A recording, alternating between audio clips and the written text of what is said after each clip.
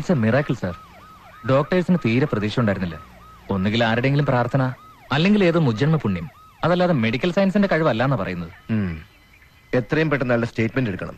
എന്നിട്ട് FIRന്റെ ഒരു കോപ്പി എന്റെ ഓഫീസിൽ എത്തിക്കാൻ സുരേഷിനോട് പറയൂ. സർ. രക്ഷപ്പെട്ടു എന്ന് പറഞ്ഞാൽ വിശ്വസിക്കില്ല എന്നാ കേട്ടത്. അതിന് മാത്രം വെട്ടും കുത്തും ഉണ്ടായിരുന്നത്ര ശരീരത്തില്. ഇത്തവണ എണ്ണം കുറച്ച് കൂടിയെന്നേ ഉള്ളൂ. വെട്ടും കുത്തും മൂപ്പർക്ക് പുതിയൊരു കാര്യമൊന്നുമല്ലല്ലോ. വേറെ എവിടുന്ന് വന്ന ഗ്യാങ് എന്നാ പറയുന്നത്? ഏതോ മുൻവൈരാഗ്യം ആ സ്റ്റേഷനിലപ്പോഴാണ്. അതല്ല, അബൂബക്കർ ഹാജി ആൾക്കാർ വന്നാ കേൾക്കുന്നത്. സത്യം എന്താന്ന് പറച്ചോന്ന് മാത്രം അറിയാം. അങ്ങനെയാണെങ്കിലേ ഇത് രൂപൊന്നും തീരാൻ പോകുന്നില്ല. ഇനി ഉണ്ടാവും ബാക്കി.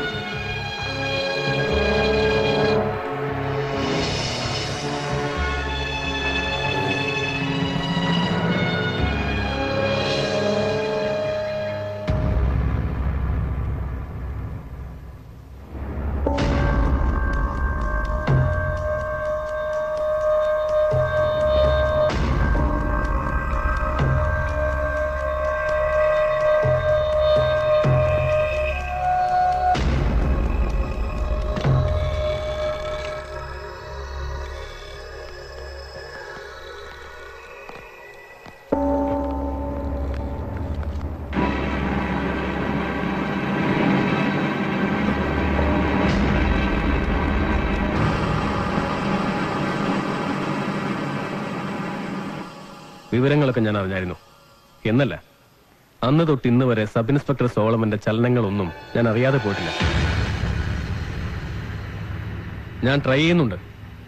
അങ്ങ് ഇടുക്കിയിലോട്ട്, അതും രാജാക്കാട്ടിലേക്ക് തന്നെ കെട്ടിയെടുക്കാനുള്ള എന്റെ ശ്രമം ഏതാണ്ട് കരകണ്ട് തുടങ്ങിയതായിരുന്നു. ഇനിയിപ്പോ ഈ ജീവച്ഛമായി കിടക്കുന്ന തന്നെ കൈ കിട്ടിയിട്ട് ഞാൻ എന്ത് ചെയ്യാനാ? അതുകൊണ്ട് ഞാൻ കാത്തിരിക്കാം. ആരോഗ്യമൊക്കെ വീണ്ടെടുത്ത് പഴയ ചോരത്തിളപ്പുള്ള സോളമനായി തന്നെ നിന്നെ എനിക്ക് കിട്ടണം. പിന്നെ പത്രത്തിൽ നീ ഒരുപക്ഷെ അറിഞ്ഞു കാണും, നമ്മുടെ ചാണ്ടിക്കുഞ്ഞ് തൂങ്ങിച്ചത്ത കാര്യം. പാവം, തൂങ്ങിച്ചത്താണോ തല്ലിക്കൊന്ന് കെട്ടിത്തൂക്കിയതാണെന്നൊക്കെ ആർക്കറിയാം. പക്ഷേ ചങ്കുറപ്പുള്ളവനായിരുന്നു. മോളുടെ കല്യാണം മുടങ്ങിയിട്ടും ചത്തുപോകുന്നവരെ ബോധ്യമായിട്ടും അവനതെന്നോട് പറഞ്ഞില്ല. ദയാനക്കരുത്, ഒട്ടും ഇമോഷണൽ ആകുകയും ചെയ്യരുത്. ഇതൊരു തുടക്കം മാത്രം. ഇനി എന്തൊക്കെ കാണാനും കേൾക്കാനും കിടക്കുന്നു. എന്നാ ഞാൻ ഇറങ്ങിക്കോട്ടെ. അടുത്ത ആഴ്ച തിരുവനന്തപുരത്തിന് പോകുമ്പോ ഞാൻ ഹോം മിനിസ്റ്റർ ഒന്ന് കാണും. അന്വേഷണം ക്രൈംബ്രാഞ്ചിന് വിട്ടില്ലെങ്കിൽ പ്രശ്നം ഞങ്ങളുടെ പാർട്ടി ഏറ്റെടുക്കും. നാടിളക്കി ഒരു പ്രക്ഷോഭം. ഒരു പോലീസുകാരന്റെ ജീവനോട് സെക്യൂരിറ്റി ഇല്ലെങ്കിൽ പിന്നെ ആർക്കാതുള്ളത്?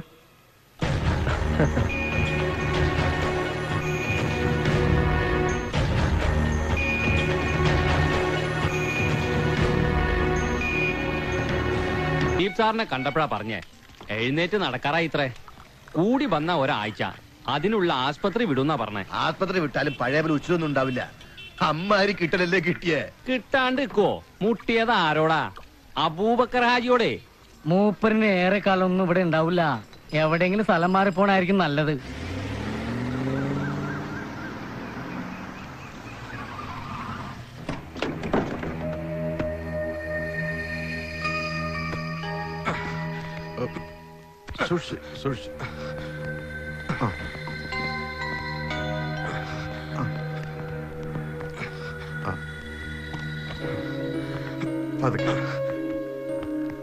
അടിക്കാനും തൂക്കാനും പിന്നെ അത്യാവശ്യം ഭക്ഷണം ഉണ്ടാക്കാനൊക്കെ ആയിട്ട് ഒരു സ്ത്രീയെ ഏർപ്പാടാക്കിയിട്ടുണ്ട്. പിന്നെ ഞങ്ങളാരെങ്കിലും ഒക്കെ മാറി മാറി ഇവിടെ ഉണ്ടാവും. എന്നാലും ഉപ്പോളം വരില്ലല്ലോ ഉപ്പിലിട്ടത്. സുരേഷ് സാർ ഇന്നലെ പറഞ്ഞതാ, നാട്ടിലേക്കോ മറ്റോ ഒരു ട്രാൻസ്ഫറിന് അപ്ലൈ ചെയ്താ ഇപ്പോഴത്തെ ഒരു അവസ്ഥയിൽ പെട്ടെന്ന് നടക്കും. അല്ല, ഞങ്ങൾക്കാർക്കും ഒരു ബുദ്ധിമുട്ടുണ്ടായിട്ടല്ല, സാറിന്റെ സൗകര്യം. അതുകൊണ്ട് ഞാനങ്ങനെ പറഞ്ഞേ ഉള്ളൂ. പകരം ചോദിക്കാനോ കണക്ക് തീർക്കാനോ ഒന്നുമല്ല. എന്റെ ചോര വീണ മണ്ണായത്. ഈ മണ്ണ് വിട്ട് തൽക്കാലം ഞാൻ എങ്ങോട്ടുമില്ല. എല്ലാം അകത്ത് വെച്ചിട്ടുണ്ട്. ഞാൻ പോയിക്കോട്ടെ സാർ. താൻ നിക്ക്, കുറച്ചു നേരം ഞാൻ സെറ്റിൽ ആയിക്കോട്ടെ. ഞാൻ പോകുന്നില്ല. ഹബീബ് എന്ന സ്റ്റേഷനിലേക്ക് ഇല്ലേ, രാത്രിയാകുമ്പോ ഒരാളിങ്ങ് വരണം. ശരി സാർ.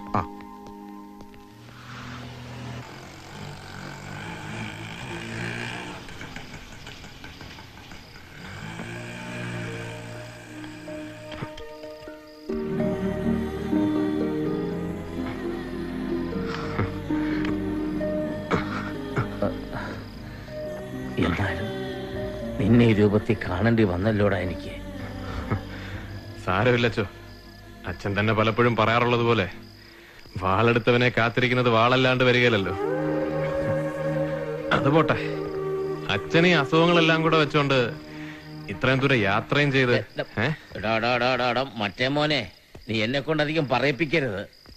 ഇവിടെ ആരേലും വിട്ടൊന്ന് ഫോൺ ചെയ്ത് അറിയിക്കാമായിരുന്നില്ലേ?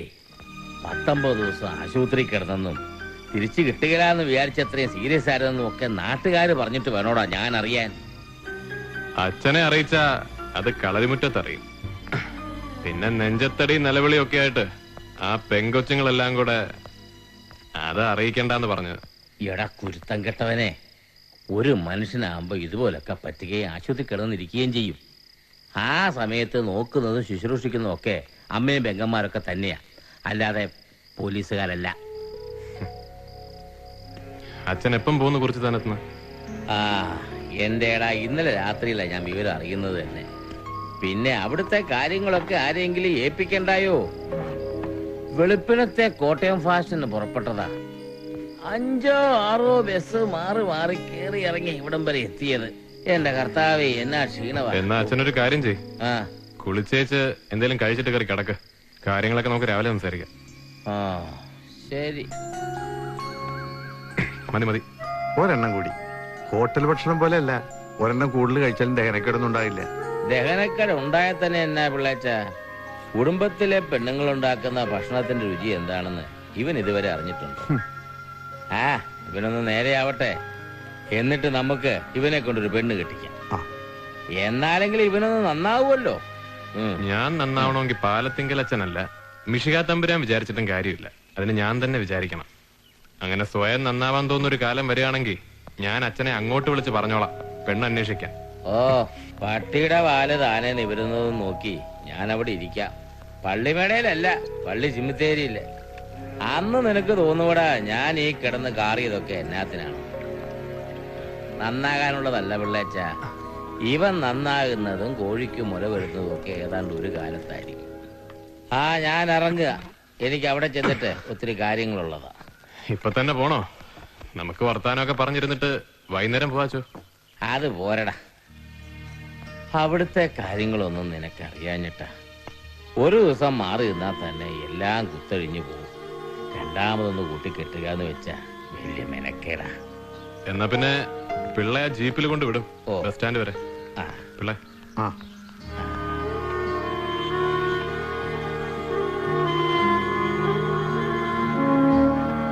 നീ എന്നോട് പറ, ഏത് ചെകുത്താന്റെ മക്കളായത് ചെയ്ത്? സത്യമായിട്ടും നിനക്കറിയാൻ വേണ്ടേ? എനിക്കറിയാച്ചോ, എന്റെ കഴുത്തിന് നേരെ വന്ന ആ വടിവാളിന് പിന്നിലെ മുഖം, ആ രൗദ്രഭാവം ഇന്ന്